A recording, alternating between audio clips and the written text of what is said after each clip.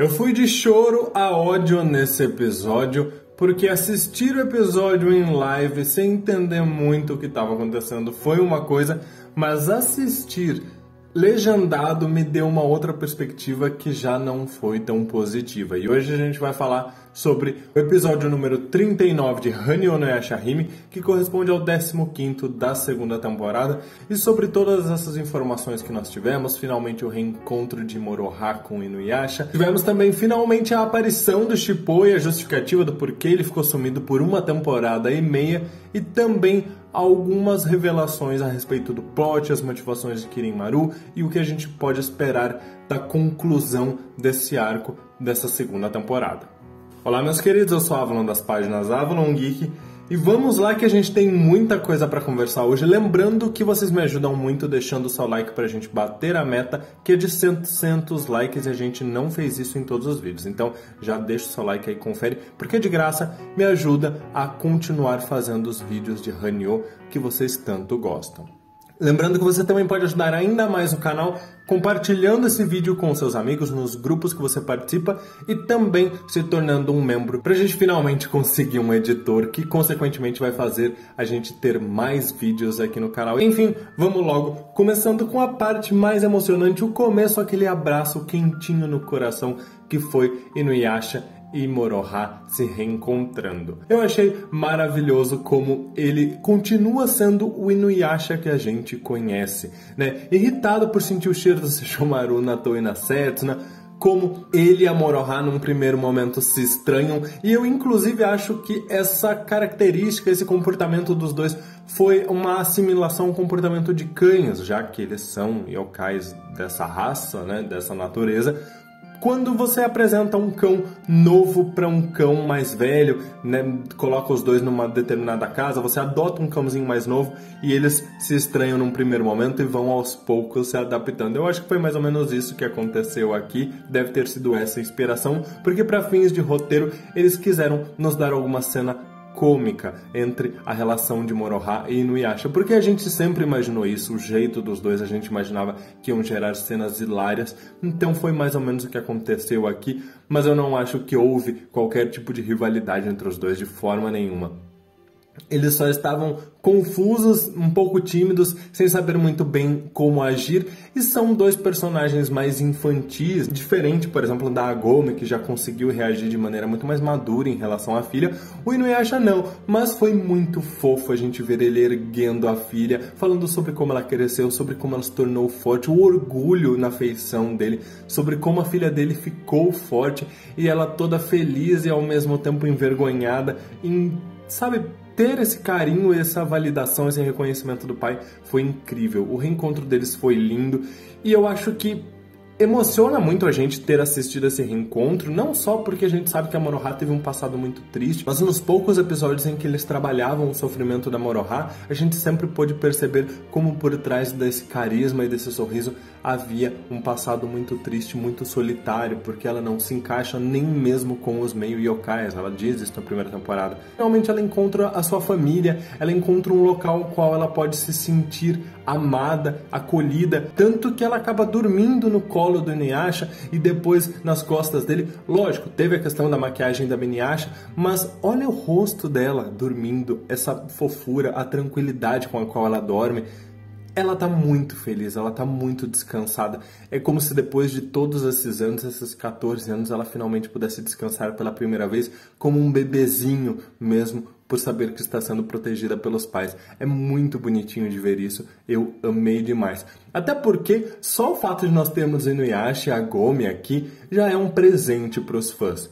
A gente acompanhou a história dos dois no anime clássico, a gente cresceu com os dois, então é muito nostálgico, os dois têm muito carisma, e ver eles interagindo diante de situações novas que foram apresentadas em Yashahime pra gente é uma das coisas que a gente mais queria ver, é saber como eles iam se manifestar ao descobrirem como as filhas de Sesshomaru e Rin cresceram. É muito fofo ver, por exemplo, a Agome sendo aquela tia que todo mundo tem, que começa a falar sobre como ela lembra de você pequenininho e como ela ajudou no parto, sabe? Essas coisas bem aleatórias de tia. É muito maravilhoso esse reencontro. De igual forma, também é muito emocionante ver a reação da Toa e da Setsuna, como a Setsuna já está mudada, afinal ela está conseguindo esboçar melhor os sentimentos dela, o que me deixa até um pouco curioso, porque me lembra uma passagem do mangá, onde no mangá a borboleta também roubou, além dos sonhos, os sentimentos da Setsuna, então por isso que ela é um pouco inexpressiva na história. E aqui parece que, de fato, desde que a borboleta voltou, ela está mais sensível. Talvez por ela ter lembrado de tudo que aconteceu no seu passado, da sua infância com a Toa, então talvez ela tenha se tornado mais sensível. Mas é bonitinho ver como elas duas se emocionam, muito provavelmente também pensando em como elas querem ter esse reencontro com a família delas e como isso tudo não está acontecendo. E aí é onde a gente vai passar por uma segunda coisa agora, que é uma crítica. É um momento maravilhoso, eu amei esse reencontro, eu gostei que eles exploraram ainda que muito pouco o outro mundo, porque a gente vê um lago, uma floresta e a gente não faz ideia de onde é que existe isso, o que é esse outro mundo, sabe? Que tipo de outras coisas existem lá? É um local além de pedras e esqueletos? Eles não mostraram pra gente. E como eu já disse muitas vezes aqui, infelizmente eles não devem mostrar, eles nunca devem responder pra gente como eles sobreviveram lá. E vai ficar na nossa imaginação. Mas a saber que pelo menos tem um lago e árvores, uma floresta, a gente já imagina que deve ter alimentos. Respostas provavelmente não teremos, infelizmente. Mas a minha crítica aqui neste momento é que assim, é um reencontro maravilhoso, é incrível, e a gente até se distrai por alguns instantes emocionado com isso, mas logo a gente lembra que, viu, Toa, Setsuna, o pai de vocês está praticamente morto lá no outro mundo e vocês foram enviadas para cá. A gente, enquanto telespectador, tomado pela nostalgia, até pode dar uma esquecida, mas elas irem conversar à beira do lago e ficarem mostrando fotos da família Higurashi para Gomi e para Inuyasha, sem nem mencionarem o caos todo que está acontecendo do outro mundo, isso sim é uma crítica que eu tenho, porque é como se elas não se importassem. É só num determinado ponto, quando elas estão conversando, em que esse assunto é tomado e elas explicam que a Rin deve estar bem, mas que o Sesshomaru foi derrotado pelo Kirinmaru, e aí sim o Inuyasha tranquiliza elas dizendo que o Sesshomaru é o Sudoro de Hoê, que ele não seria morto tão fácil, mas é só nesse segundo momento. Isso me incomoda um pouco, porque se isso tivesse vindo um pouco mais cedo, mostraria que as meninas estavam um pouco mais preocupadas com os pais deles. Mas enfim, vamos parar de reclamar um pouco pra gente só confirmar algumas informações, que de fato o tempo no outro mundo passa mais rápido, mas eles não envelhecem, então a Gomi continua pleníssima jovem, e pelo visto essa foi a saída que encontraram para tanto a Gomi quanto a Rin não envelhecerem, já que as duas são esposas de seres que não envelhecem tão rápido. Sango e Meroc, por serem dois humanos, provavelmente a opção do roteiro foi manter os dois envelhecendo juntos, porque não haveria muito problema. Eu achei bem interessante como a Gomi é madura o suficiente e como ela reconhece todo o desenvolvimento do Sesshomaru. Aliás, isso ela faz na animação desde quando ela conhece a Rin. Aos poucos ela vem apontando as mudanças de comportamento que o Sesshomaru tem na série. Por isso que ela sempre se mostrou um pouco mais receptiva ao Sesshomaru. Então é por isso que ela diz aqui que ele devia ter uma boa razão para fazer o que fez. Tanto que, de alguma forma, o Jaqen tentou compensar aquilo mostrando imagens da Monoha criança para os dois. O que é aquele lago do bastão das duas cabeças, eles não explicaram, provavelmente nunca vão explicar e vai ficar assim mesmo pra gente entender, mas eu achei interessante, pelo menos, aproveitarem de alguma forma a questão de duas cabeças, que também não tinha uma explicação na lore de Inuyasha, mas que nós sabíamos que era capaz de detectar a Pérola Negra, então eles meio que reaproveitaram essa ligação para fazer com que aquele bastão tivesse ligação com o outro mundo ali, com o além-mundo, e que de alguma forma o Jaqen pudesse mostrar a infância da Monoha para os dois. Comentários rápidos apenas para as falas maravilhosas de você está sendo simpática demais com as filhas de Sesshomaru, e a Gomi dizendo que elas puxaram a mãe. Tá vendo? É por isso que eu falo que a gente esperou tanto pela interação deles com essas situações novas. Eu não consigo tancar Inuyasha e a Gomi interagindo com o fato de que a Rin teve filhos com Sesshomaru e como eles reagem a isso. Porque, cara, é maravilhoso ver isso aqui. Passando pra Rin e como ela consegue ser uma mulher incrível nessa história, a gente vê ela super preocupada com o Sesshomaru, com o Jaqen, que também tá aflito ali, e que já dá pra gente a resposta que a gente conversou na análise do episódio anterior, que era justamente a Zanseiken para salvar o Sesshomaru. Então, ao invés de Setsuna salvando o Rin, agora teremos Towa salvando o pai. A Rin falando que vai lutar contra o Kirin-Maru só reforça o quanto ela cresceu, que ela não deixou de ser corajosa em momento nenhum, como ela já era desde criança. Ela sendo uma mulher humana, sem poderes espirituais e nada disso, nenhum treinamento, nenhum armamento, nunca fez com que ela fosse mais fraca do que outros personagens. Eu digo isso na questão de comportamento, na questão de espírito. Ela sempre foi muito perseverante, muito sorridente, mas ao mesmo tempo muito corajosa. Embora a gente saiba que para fins de luta, ela não sabe lutar, pelo menos nunca foi mostrado nada pra gente, eu imagino que de fato ela não saiba, mas ela diz que ela vai lutar contra o Kirin-Maru, porque ela não vai permitir que ele encoste nas filhas dela. Isso aqui é puro instinto materno, é amor de mãe querer proteger as meninas, mesmo que ela saiba que ela não pode fazer muita coisa contra ele, ela vai fazer o que ela puder para proteger as filhas. E isso aqui é lindo da gente ver. Eu achei um pouquinho engraçado a sobrancelha do Sesshomaru quando ela fala que ela vai lutar com ele, porque eu imagino ele pensando, mulher, pelo amor de Deus, eu não consigo me mexer direito.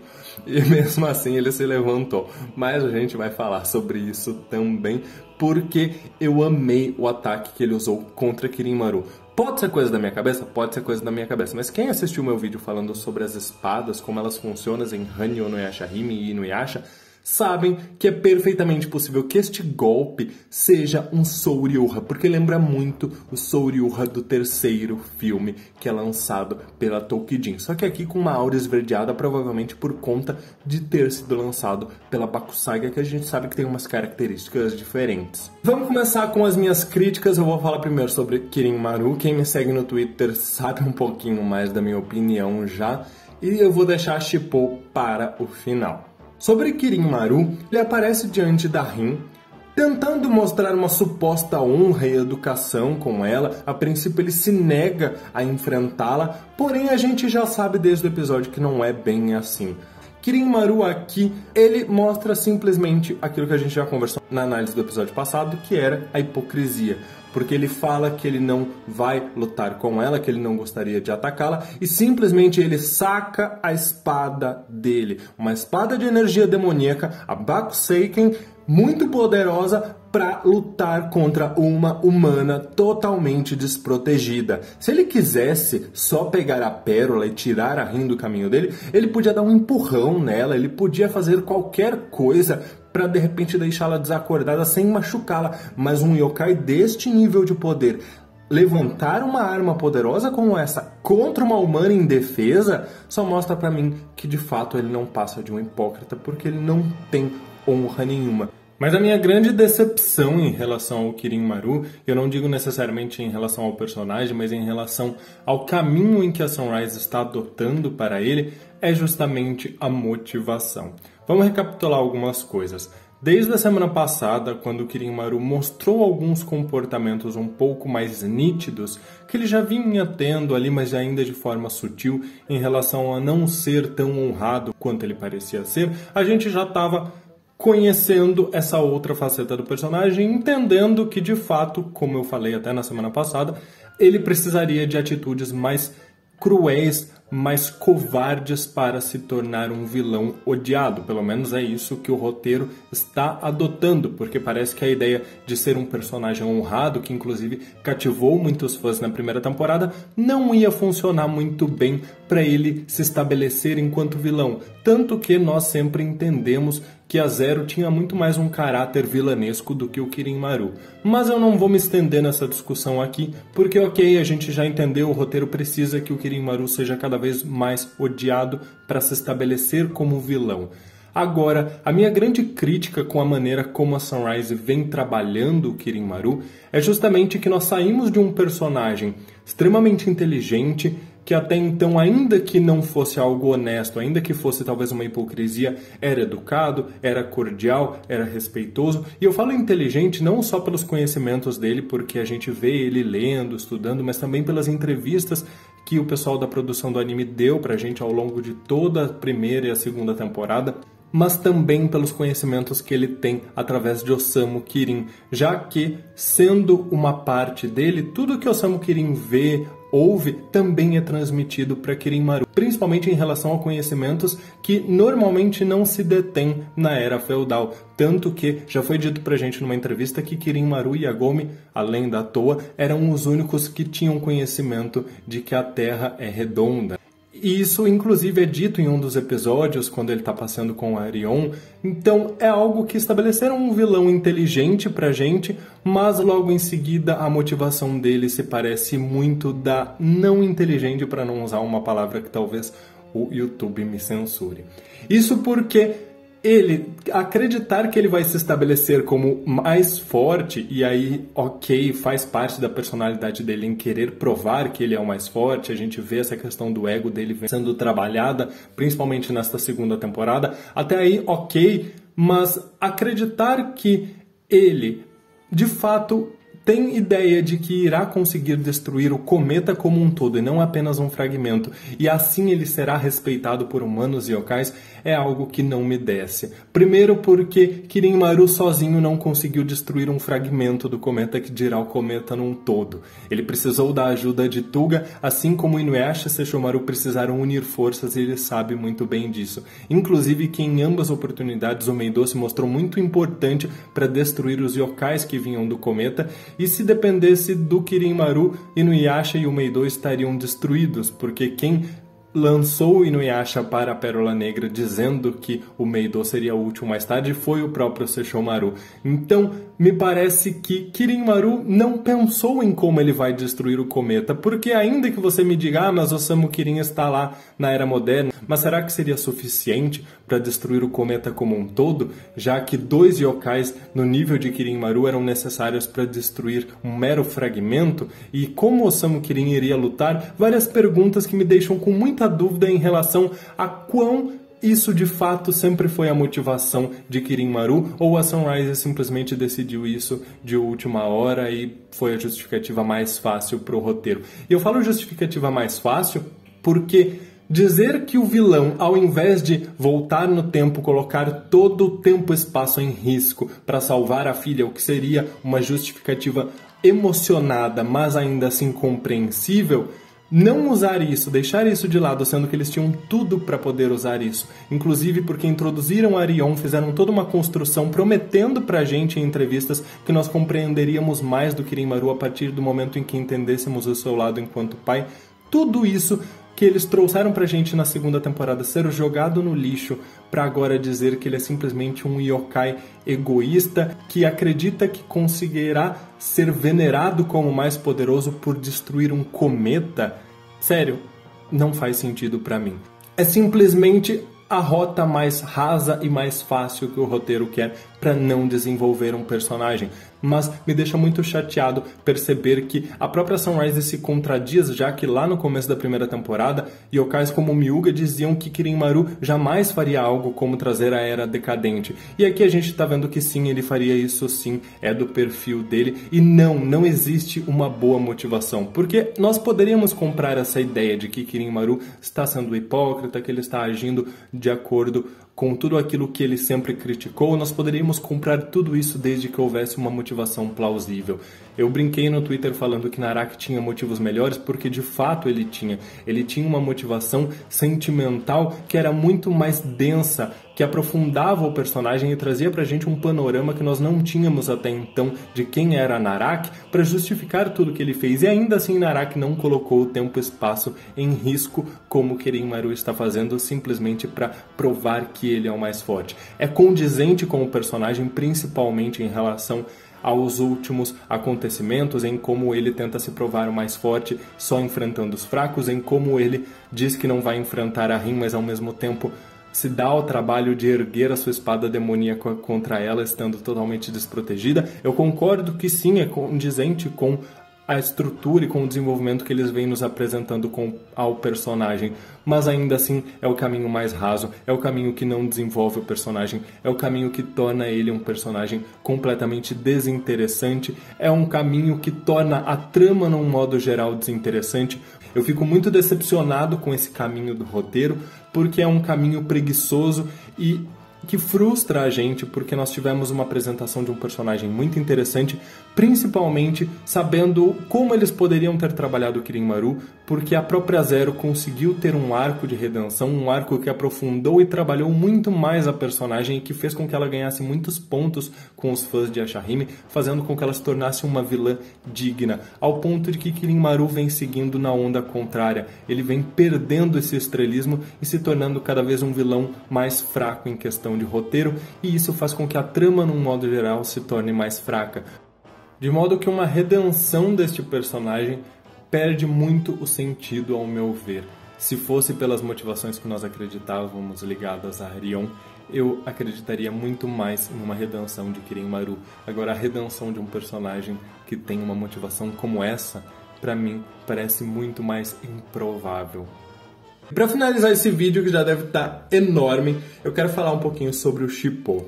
Agora ele treina os alunos do exame de promoção de yokais, algo que a gente até conversou em outras oportunidades, porque ele tinha dito isso lá no final de Inuyasha, que ele iria fazer o exame e tudo mais. Então aqui a gente descobriu que ele atingiu o máximo dele, que é a 25ª posição, e então passou a dar aulas substituindo o marido da Kyuubi, que é uma nova yokai raposa que é apresentada pra gente, inclusive adorei a personagem.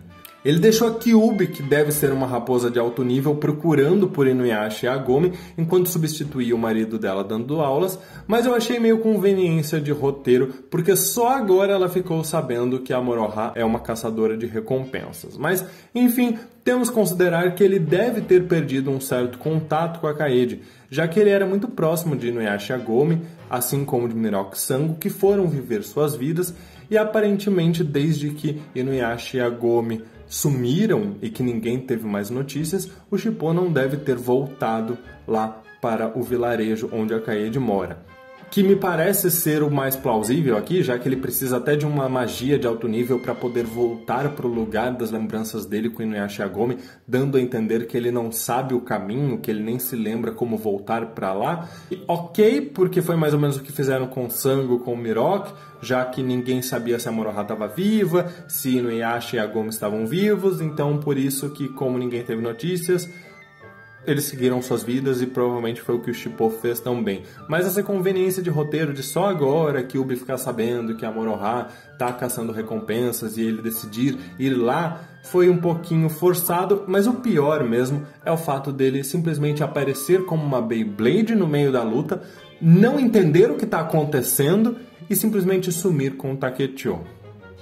Pra mim, considerando que a gente está esperando uma temporada e meia para esse personagem aparecer, eu esperava que ele no mínimo fosse salvar a Rin, né? Que ele de alguma forma tirasse ela dali para fugir com ela, já que o Kirin-Maru estava querendo atacar ela, mas não, ele simplesmente apareceu, rodopiou e foi embora, mostrando que ele ainda é o mesmo yokai criança, embora ele tenha tido desenvolvimentos maravilhosos no anime clássico, o que me deixa um pouquinho decepcionado aqui.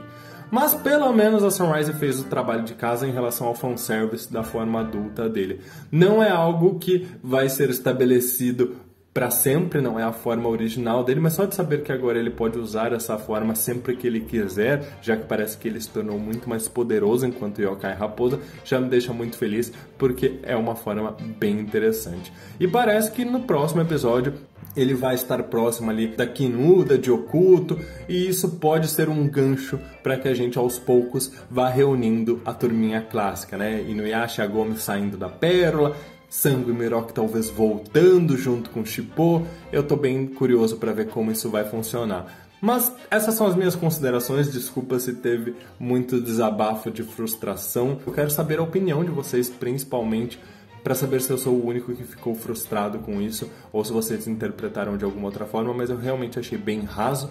Mas o emocionante mesmo é a primeira metade do episódio, vendo Inuyasha e Moroha, porque foi maravilhoso. Meus queridos, eu vou ficando por aqui. Muito obrigado por tudo, um grande abraço, até mais!